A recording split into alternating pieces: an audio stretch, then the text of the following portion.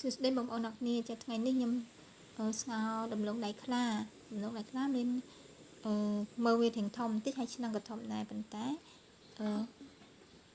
ចង្ក្រាននេះទូចតិច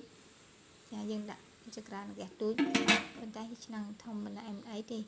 យើងដាក់ទឹកមកល្មមឲ្យលិចដឡូងមកដើម្បីឲ្យវាឆ្អិនល្អចាអញ្ចឹងយើងដាក់ភ្លើងតិចល្មមមកចាបន្តិចទៀតយើងបើកមើលចាយើងបើកមើលតើវាពុះនៅអញ្ចឹងណាឲ្យតែធ្វើ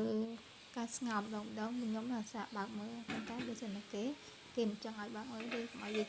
ឆៅអញ្ចឹងតែខ្ញុំចេះតែចូលចិត្តបើកមើលអញ្ចឹងតើវាឆ្អិនឬក៏អីចឹងឥឡូវវាពុះតិចហើយអញ្ចឹងយើងបិទទៅវិញទៅហើយយើងទុកមកច្បក់យើង15នាទីអីចាំយើងបើកម្ដងទៀតចាយើងមើលចេះតែមើលទៅនឹងថាតើវាឆ្អិននៅអញ្ចឹងណានេះយើងយក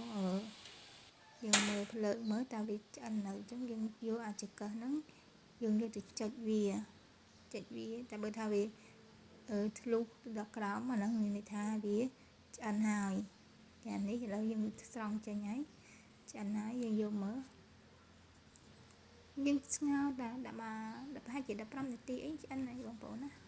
អញ្ចឹងយើងយកមកចាត់មើលតើវាឆ្អិននៅចានេះយើងចាត់ទៅវាឆ្អិនល្មមចាអញ្ចឹងយ៉ាងទៅថាយើង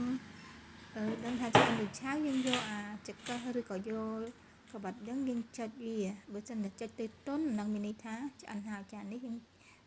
យើងឡើងមកហើយយើងមើលទៅនេះឆ្អិនយើងចាត់មើលទៅឆ្អិនល្មមចាឆ្អិនល្អហើយម៉ត់សាច់នេះម៉ត់ល្អហើយល្មួតហ្មងណាបងប្អូនឆ្ងាញ់មែនតើចារសជាតិឆ្ងាញ់ផ្អែមល្មមនេះហៅថាដំឡូងដៃខ្លាបងប្អូនណាចាបងប្អូនអត់ស្គាល់ងាយវានេះមើលវាហ្នឹងវាដូចជាជើងខ្លាកញ្ញាំវាអញ្ចឹងគេហៅថាដំឡូងដៃខ្លាតែម្ដងទៅចាស់បុរាណគាត់និយាយយើងថាតាមគាត់ចានេះយើងចិត្តមើលទៅវាឆ្អិនហើយបងប្អូនណាឆ្អិនហ្មងហើយសាច់នឹងល្មួតល្អមែនតើចាអរគុណច្រើន